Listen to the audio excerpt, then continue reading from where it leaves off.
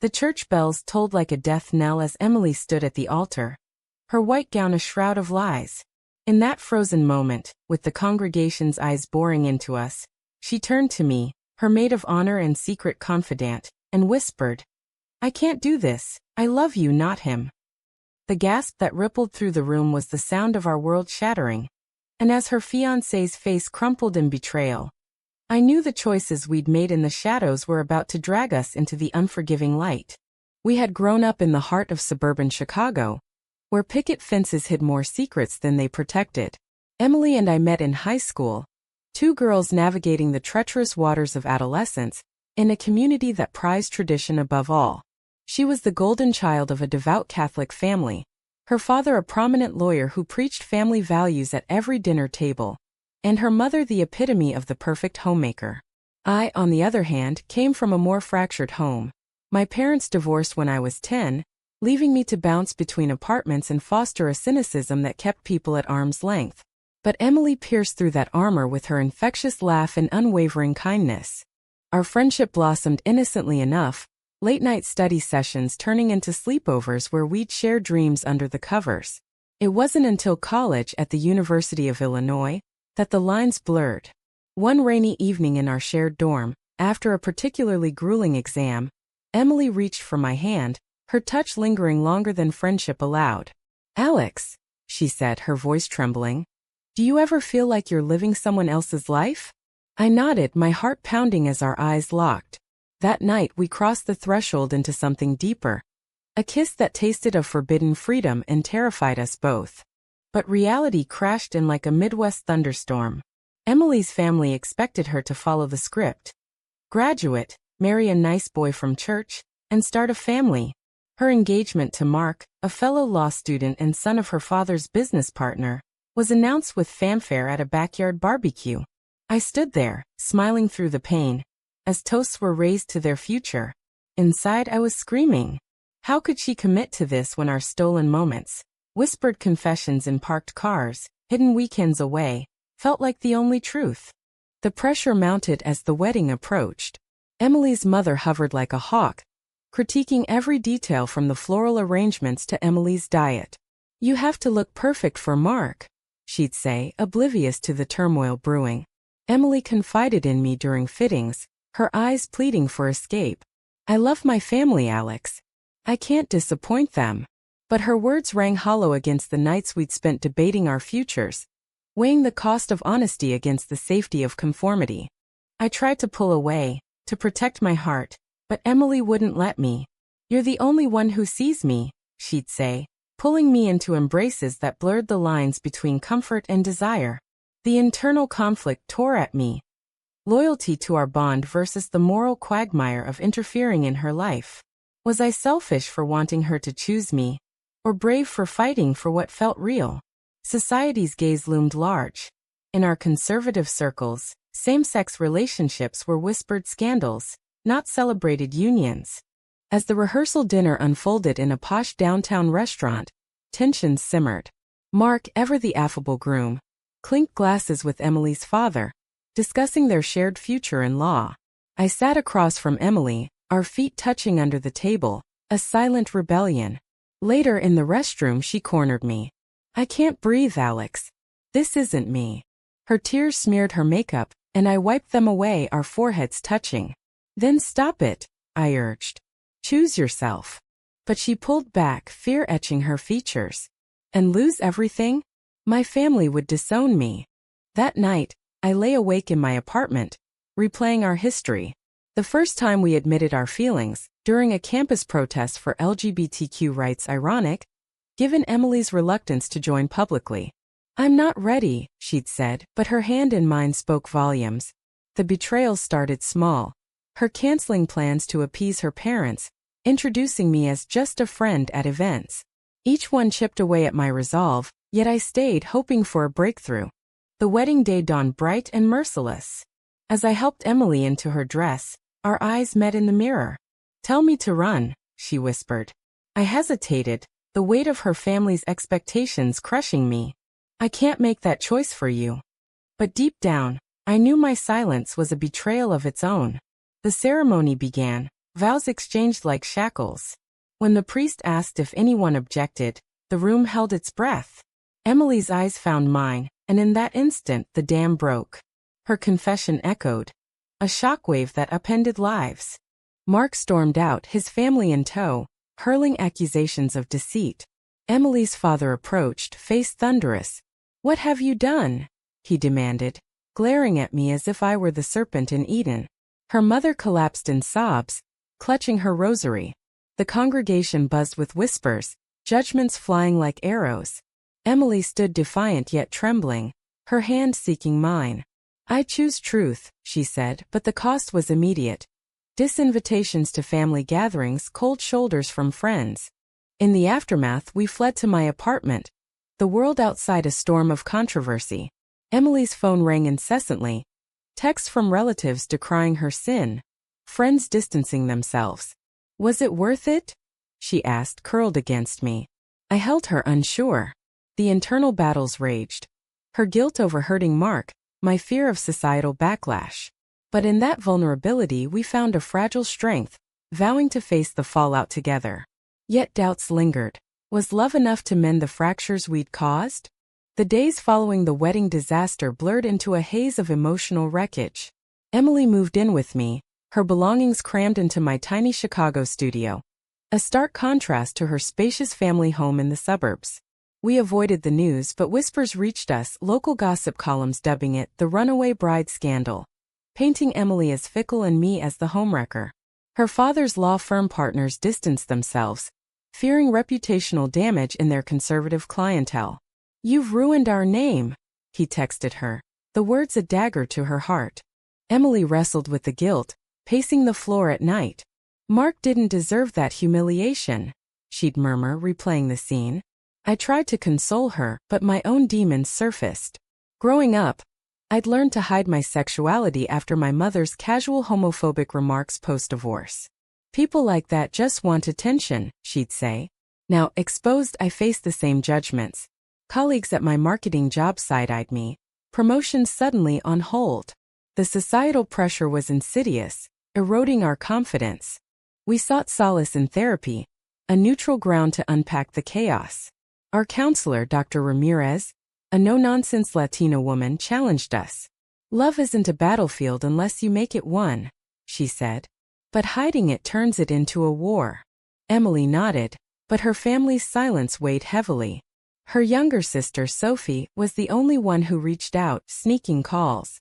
"Dad's furious, but Mom cries every night," Sophie confided. "They think you're confused." The word confused stung. A common dismissal of our reality. As weeks turned to months, Emily's resolve hardened. She quit her internship at her father's firm, taking a barista job downtown to assert independence. "I won't beg for their approval," she declared, though her voice wavered. The decision cost her financially. Student loans loomed without family support. I picked up extra shifts, our budget stretched thin. Intimacy shifted from passion to comfort, hugs replacing kisses as stress mounted. A turning point came at a family intervention orchestrated by her mother. We arrived at the suburban house, the air thick with tension. Her father sat rigid, Bible in hand. "This lifestyle is a choice, Emily. A sinful one." His words ignited a firestorm. Emily countered. "Love isn't a choice, Dad. Denying it is." I stayed silent at first, but when he turned to me, "You've corrupted her," I snapped. "No, sir. I've loved her when you couldn't accept her." The argument escalated, accusations of betrayal flying. Her mother pleaded for reconciliation, but the divide was chasmic. We left, Emily in tears, the door slamming like a finality. The backlash extended to our social circle. Old friends unfollowed us on social media. Invitations dried up. At a neighborhood block party we dared attend, stares followed us. "That's them," someone whispered. Emily squeezed my hand, a defiant act that cost her composure later. "Why does loving you feel like a crime?" she asked that night. The moral quandary gnawed. Were we right to upend lives for our happiness, or selfish in our pursuit? Seeking community, we joined a local LGBTQ support group. Their stories mirrored ours, parents disowning children, partners facing discrimination. One woman, Maria, shared her tale of losing custody battles due to her orientation. The system isn't kind, she warned. It fueled Emily's activism. She volunteered for equality campaigns, channeling pain into purpose. But each rally reminded her of the personal toll. Missed family holidays, the ache of estrangement. My own family dynamics shifted. My mother, upon hearing, called hesitantly. I don't understand, Alex, but I love you. It was progress but laced with conditions. Just don't flaunt it. The half-acceptance hurt more than outright rejection. Emily encouraged me to push back. We deserve full love, she said. Our bond deepened through these trials, but cracks appeared. Arguments over finances, resentment over lost privileges. One evening, Mark confronted us at a coffee shop. You destroyed my life, he accused Emily. She apologized profusely, explaining her internal struggle. I tried to be what everyone wanted. He softened slightly, admitting his own doubts about the marriage. But the way you did it. The encounter left Emily shattered, questioning if honesty was worth the pain inflicted. I held her as she sobbed, wondering if our love was a catalyst for growth or destruction. As winter gripped Chicago, isolation set in. Emily's depression deepened. Days spent staring at old family photos. What if I made a mistake? She'd whisper. I fought my own doubts, recalling our first date. A picnic in Grant Park, laughter echoing under the skyline. That joy felt distant now, overshadowed by consequences. Yet, in quiet moments we'd reaffirm our choice, hands intertwined against the world. The path ahead was uncertain, paved with sacrifices, but we pressed on one step at a time. Spring brought tentative renewal, but the scars remained fresh. Emily's father suffered a minor heart attack, attributed to stress by doctors.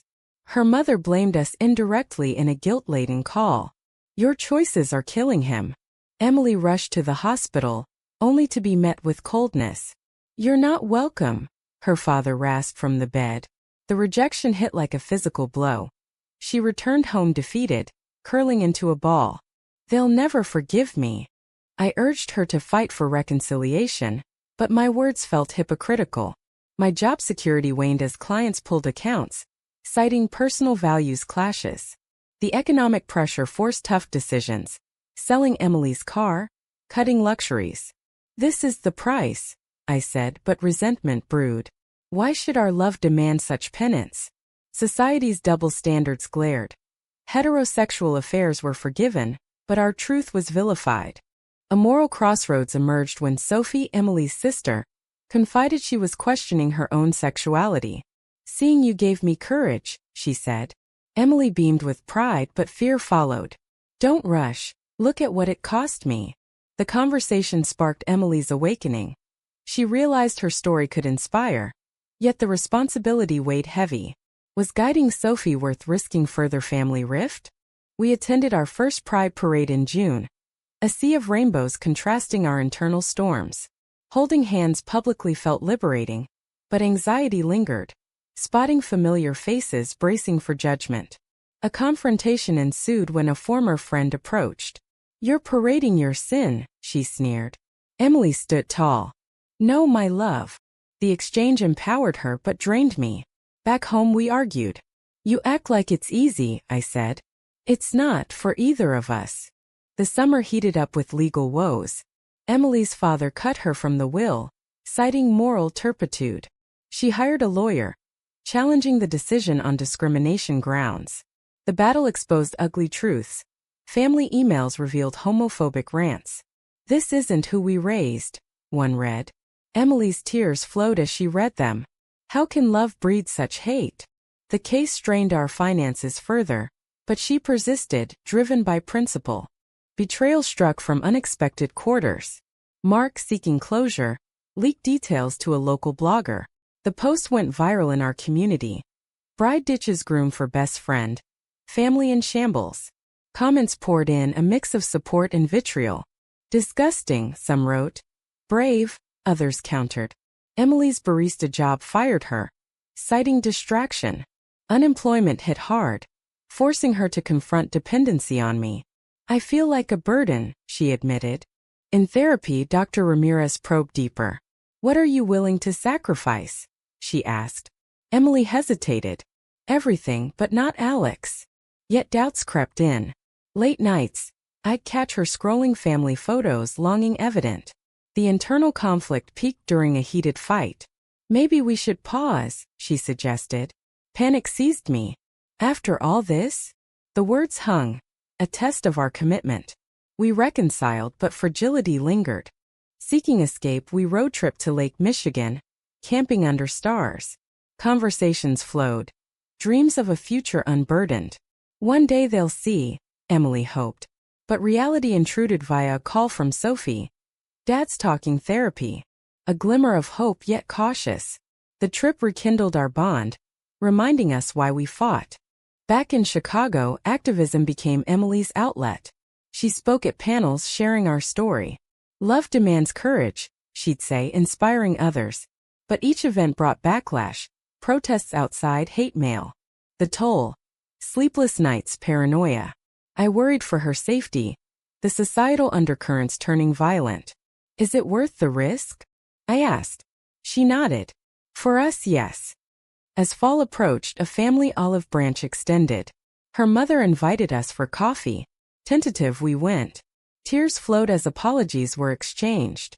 I don't understand, but I miss my daughter. Her father absent, it was partial. Emily accepted, but boundaries set. The meeting healed some wounds, yet highlighted the ongoing struggle. Our love, once hidden, now navigated the complex terrain of conditional acceptance.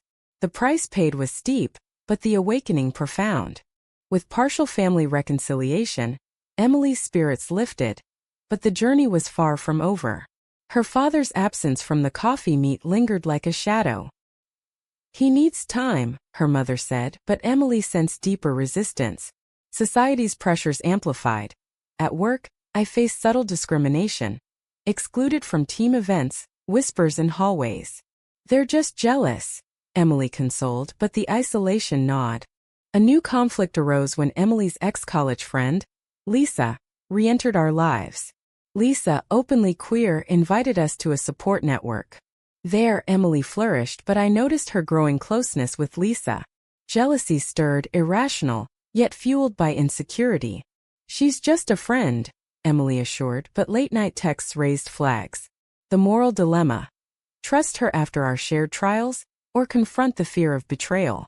The tension boiled over at a group dinner. Lisa's hand on Emily's arm felt too familiar. Later I accused her. Are you pulling away? Emily denied, hurt. After everything, you doubt me? The argument exposed cracks, our foundation shaken by external forces. We slept apart that night, the silence deafening. Reconciliation came slowly with honest talks. I chose you, she reminded. But the incident highlighted the fragility of trust in a world that constantly tested us. Financial strains escalated as Emily pursued her law degree independently. Tuition bills piled up, forcing her to take loans. I won't crawl back, she vowed. I supported, but resentment built. Why bear this alone? Family dynamics shifted. Sophie came out to her parents, citing Emily as inspiration. Chaos ensued. Her father blamed us. You've influenced her, he roared in a family call. Emily defended fiercely. No, Dad, she's being true. The call ended in stalemate, but Sophie's courage bolstered Emily. Societal backlash hit a peak with a community petition against promoting alternative lifestyles in local schools. Our names surfaced linked to Emily's activism. Protesters picketed our apartment, signs blaring judgments. Fear gripped us, locks changed, curtains drawn. This is the cost, Emily said, defiant. But nights brought terror. I held her as sirens wailed. The ethical quandary. Continue fighting or retreat for safety? Dr. Ramirez suggested boundaries. Protect your peace. We heeded, scaling back public involvement. Instead, Emily focused on writing. A blog chronicling our story. Entries poured out. The joy of discovery, the agony of rejection. Readers responded, sharing similar tales. You're not alone, one wrote. The platform empowered but invited trolls, threats that chilled. We reported them, but the invasion of privacy stung. A betrayal from within our circle compounded the pain. A friend from the support group leaked personal details to the media. Tabloids twisted our narrative. Lesbian love triangle destroys families. Emily crumbled, questioning alliances. Who can we trust? The incident forced reevaluation, pruning toxic ties, fortifying our bond. In vulnerability, we grew closer, reaffirming vows in private ceremonies. As winter returned, health issues emerged. Stress manifested in Emily's migraines, my anxiety attacks. Doctors prescribed rest, but life demanded otherwise. A job offer for me in New York tempted, better pay, fresh start. We could escape, I suggested. Emily hesitated. Running feels like giving up. The decision loomed, weighing roots against renewal. Ultimately, we declined, committed to facing Chicago's challenges. Family progress inched forward. Her father attended a therapy session grudgingly. I love you, but I can't condone this. Emily pushed. Love me fully or not at all. Tears bridged gaps, hints of understanding emerging. Yet the path was arduous, marked by setbacks. Through it all, our love evolved. From passionate secrecy to resilient partnership. The sacrifices, careers stalled, relationships fractured, demanded reflection. Was the awakening worth the wreckage? As we navigated, hope flickered, a beacon in the storm. The new year dawned with cautious optimism, but trials persisted. Emily's blog gained traction, attracting a publisher's interest for a book deal. This could change things, she excited. But the exposure terrified, reliving traumas publicly. Do it for us, I encouraged, masking my fears. The moral choice. Share our story to help others, or guard our healing. She signed, committing to vulnerability. Rehearsals for book events brought old wounds. Practicing speeches, Emily broke down, recalling the wedding. I heard so many. I held her, reminding of growth. Society's mirror reflected progress. More allies emerging, fewer haters. Yet at a signing, a protester disrupted, shouting slurs. Security intervened, but the shaken confidence lingered. Why fight when it hurts? She asked. Family dynamics evolved unevenly. Sophie moved in temporarily, escaping home tensions. Her presence lightened our space, but sparked conflicts. Her father's accusations of indoctrination. Emily mediated calls, balancing loyalty. She's family too, she told him. Incremental wins. He sent a birthday card, unsigned but present. Her mother visited more, baking pies as peace offerings. I'm trying, she admitted. Professional setbacks hit me hard. A promotion denied, citing fit issues. Discrimination suit considered, but energy waned. Emily supported. We'll sue if needed. The battle invigorated, channeling anger into action. We joined advocacy groups, lobbying for protections. Victories small, a policy change here, awareness there, but cumulative. Betrayal reared again via Mark's lawsuit for emotional distress. Frivolous, our lawyer said, but court dates loomed. Emily faced him in mediation, apologies exchanged. I wish you happiness, he said finally. Closure came, but at emotional cost, reliving betrayals. Was I wrong? She pondered. I affirmed. No, honest. As the book launched, media frenzy ensued. Interviews probed deep. How do you justify the pain caused? Emily responded thoughtfully. Love isn't justification. It's necessity. Reviews mixed praise for courage, criticism for selfishness. The dichotomy mirrored our lives, fueling debates. Personal toll mounted with isolation from extended family. Aunts, uncles shunned, holidays lonely. We created new traditions, dinners with chosen family. Joy found in simplicity, but longing persisted. Missed the chaos, Emily admitted. The internal struggle. Forge ahead, or mourn losses. Health improved with routine yoga walks in parks. Intimacy returned, gentle and affirming. You're my home, she'd say. Yet doubts surfaced in quiet. What if we fail? The question hung, answered by commitment. A climactic family reunion tested resolves. Invited hesitantly, we attended. Her father approached awkwardly. I read your book. Silence then. It hurt, but I see your pain. No full acceptance, but dialogue opened. Emily wept in relief, bridges mending slowly. Through awakenings, we reflected on journeys, the decisions, damages, redemptions. Love's price was high, but the truth liberated. As we moved forward, questions lingered, shaping our narrative. With the book's success, Emily's voice amplified, speaking at conferences nationwide. From Chicago to San Francisco, she shared our saga, inspiring crowds. Authenticity demands sacrifice, she proclaimed. Backstage, exhaustion showed, jet lag, emotional drain. I traveled with her when possible, a grounding force.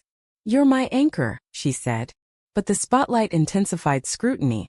Online harassment escalated, doxing attempts thwarted by security. Societal shifts offered hope. Legal wins for equality, cultural acceptance growing. Yet, in our conservative pockets, resistance persisted. A school board debate featured our story as cautionary tale. Emily testified against it, voice steady. Love educates, not endangers. The win bolstered, but backlash followed, threats forcing temporary relocation. Family healing progressed in fits. Her father joined a support group for parents of LGBTQ children, a monumental step. I'm learning, he confessed over dinner. Her mother embraced fully, attending Pride with us. Sophie thrived, dating openly. The unit reformed, scarred but stronger. We almost lost it all, Emily reflected. Professional redemption came for me. A new job at an inclusive firm, promotions earned. Emily left barista work for advocacy full-time. Our finances stabilizing. The economic sacrifices paid off. Independence hard-won. Intimate moments deepened our bond. Anniversaries celebrated quietly, vows renewed. I choose you again, we'd affirm. But memories of betrayals lingered. Lessons in forgiveness. Mark remarried happily, closure complete. As years blurred, our story became legend in circles, a testament to resilience. Emily's second book explored broader themes.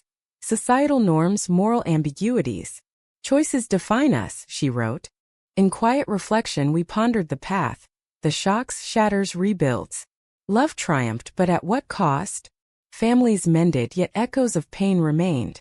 Society evolved, but battles continued. Was it right to shatter lives for personal truth, or does the greater good demand such sacrifices?